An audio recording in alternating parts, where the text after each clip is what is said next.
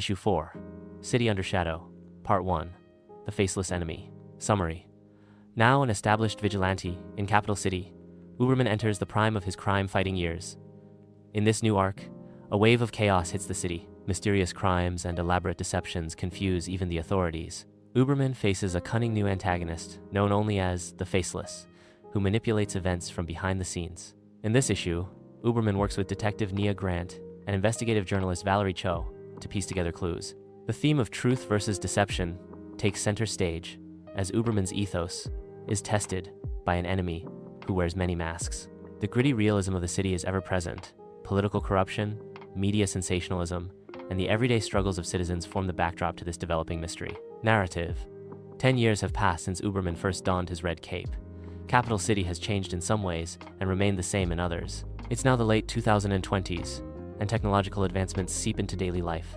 More surveillance cameras on street corners, drones delivering packages overhead, smartphones in every pocket, streaming the latest news and rumors about the city's enigmatic hero. Uberman, in his early 30s, has become a silent guardian of the city. He is an urban legend to some, and a real nuisance to others, particularly the corrupt. Jamal maintains a low public profile in his civilian identity. By day, he works as a data analyst for a nonprofit, leveraging his intellect to help the community through research. By night, he is still the man in the red and blue suit, having upgraded it over the years with better armor weave and high-tech goggles that feed him information from a network of sensors he's placed around town. Capital City's skyline glitters with new high-rises, but its underbelly remains riddled with crime and corruption. The gritty realism of alleys filled with graffiti, late-night pawn shops, and flickering neon bar signs contrasts the polished corporate towers downtown. Over the past decade, Uberman dismantled several crime operations, earning him grudging respect from some police and the moniker the Red Cape in tabloids. Detective Nia Grant has risen in the ranks to captain, and while officially she can't condone vigilantism, off the record she shared an uneasy alliance with Uberman, exchanging intel through discreet means. Valerie Cho, a young journalist for the Capital Gazette, has also become an ally. Ambitious and idealistic, Valerie started chasing Uberman stories for the paper and ended up a trusted confidant, one of the few who know how to reach him. In Uberman, Valerie sees the embodiment of truth she seeks as a reporter, and together they've exposed several crooked officials by combining investigative journalism with his covert sleuthing. Our new saga begins with a perplexing crime spree. Over a span of 2 weeks, 3 high-profile incidents shock the city. The City Hall archives are torched in an arson attack, destroying records of ongoing corruption investigations. A prominent community leader is framed for embezzlement with convincingly fake evidence, and a hacker breaches the news stations to broadcast a deep-fake video of the mayor taking bribes. Each event involves deception and disguise. Masked arsonists, falsified documents, digital illusions. The city is awash in confusion and fear, unsure what is true or false. The media dub the orchestrator of these events the Faceless, because the perpetrator has no discernible identity. They strike from the shadows, manipulating truth itself as a weapon. Uberman throws himself into the case, recognizing the hallmarks of a grand scheme. This is not random. Someone is sowing chaos and eroding the public's trust in institutions. He starts at the arson scene in City Hall's charred archive room, sifting through blackened papers and melted file cabinets after hours in secret.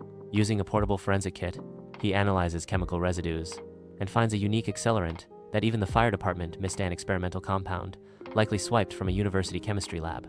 It's a clue pointing to a perpetrator with scientific know-how, or at least access. He shares this info through an encrypted message to Captain Nia Grant, who replies that she'll quietly check local labs for thefts. Meanwhile, Valerie Cho investigates the deepfake video. Her tech contacts confirm the video of the mayor was expertly fabricated, likely by a machine learning algorithm trained on hours of footage.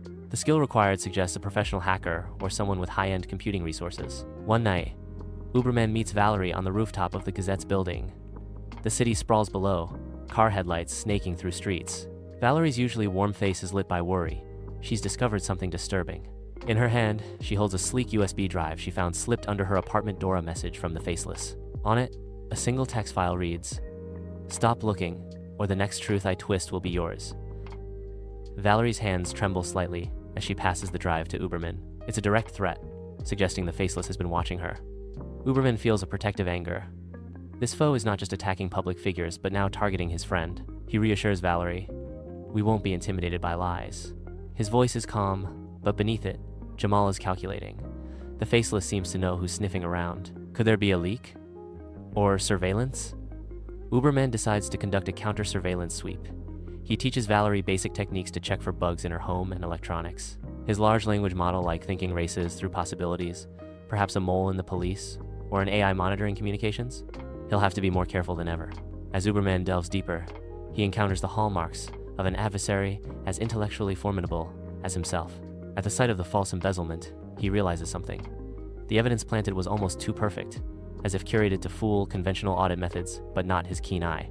Examining a ledger that supposedly proved the community leader's guilt, he spots a subtle error in the mathematical sequence of recorded transaction severy. Sixth entry is slightly off in a way that forms a pattern. 6, he thinks, eyes narrowing. It's like someone left a signature within the lie using the number 6. He recalls the chemical accelerant from the arson had a lab ID code ending in 3, and the deepfake video was exactly 9 minutes long before being cut off by broadcasters. 369. Is it coincidence, or is the Faceless taunting him with the very numbers he holds dear? If the latter, it means the enemy has studied Uberman closely enough to know personal details, a chilling thought that raises the stakes to new heights.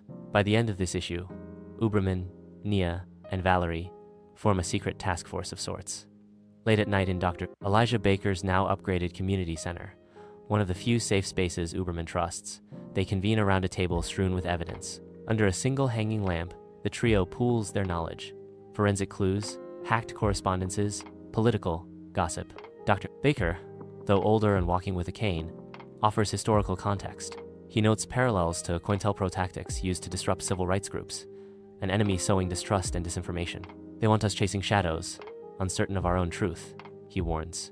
Uberman listens, arms folded, cape draped over his shoulder. He states with quiet resolve, "Then we will drag those shadows into the light." The issue ends with a final page showing a silhouette of a figure at a computer bank in an undisclosed location.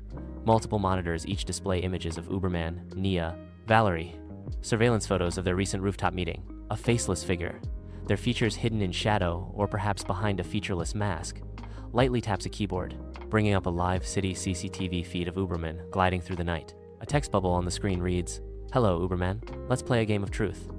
The battle of wits has begun.